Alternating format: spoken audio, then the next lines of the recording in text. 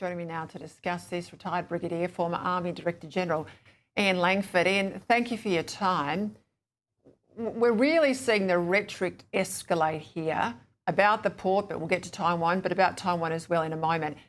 There's a menace there that we're seeing from the ambassador very early in this year. How do you read this?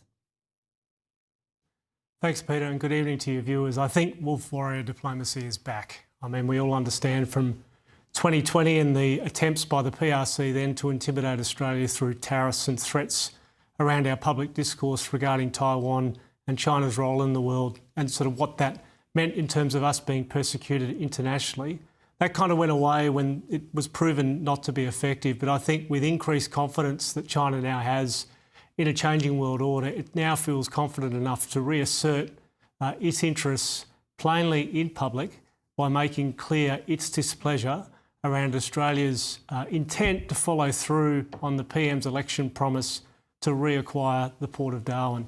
I mean, there is a fair lot of discourse around the commercial sensitivities, and as the Chinese ambassador supposedly outlined, the profit-making business that he's worried about is being sold off for other reasons. But ultimately, from an Australian interest perspective, this is about security.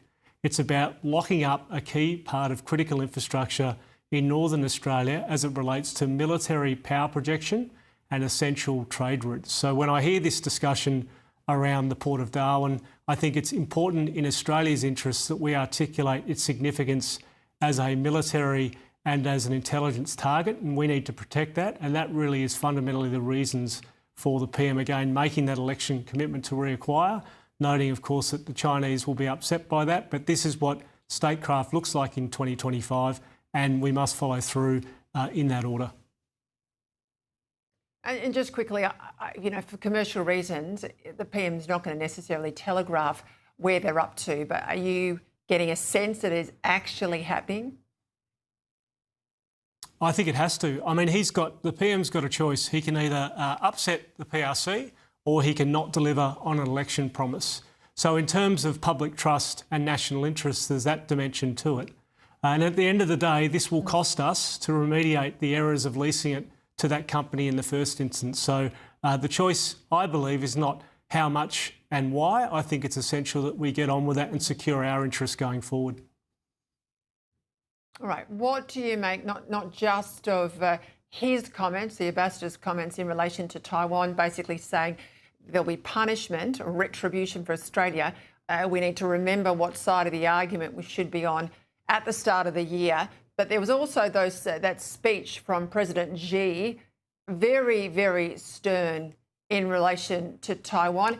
And of course, we've seen coming out of the last week talk of a military realignment, the removal of generals, you know, a whole lot of sort of backroom gossip as to the reasons why, talk of leaking of secrets on nuclear to the United States. Give us again your read here.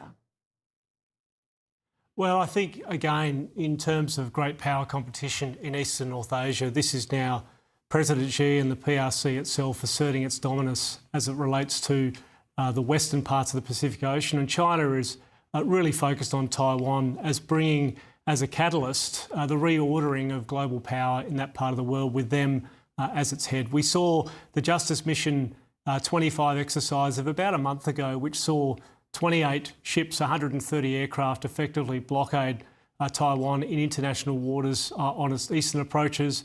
We've seen a reordering of command and control in the PLA, which cements Xi as the Commander-in-Chief, both in name and in practice. And in that unified command structure, it obviously reduces the time from him making a decision to action, which could be an indicator and warning around preparations for military action in that part of the world. Mm-hmm. I'm just about out of time, Ian, but I don't want to leave you without getting a quick comment, if I can, please, on those comments from President Trump today. He talked about his beautiful armada, ships on their way to Iran, and obviously what we've seen there in the last month or so. Where is this headed?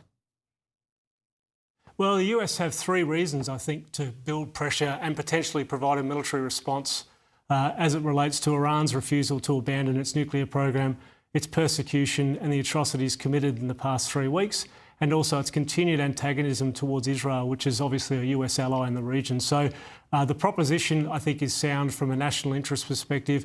The real question is the what for and what next as it relates to what the US do and obviously what the Iranians choose to respond with. Yeah, it's febrile. I'll leave it there. Ian Langford, thank you.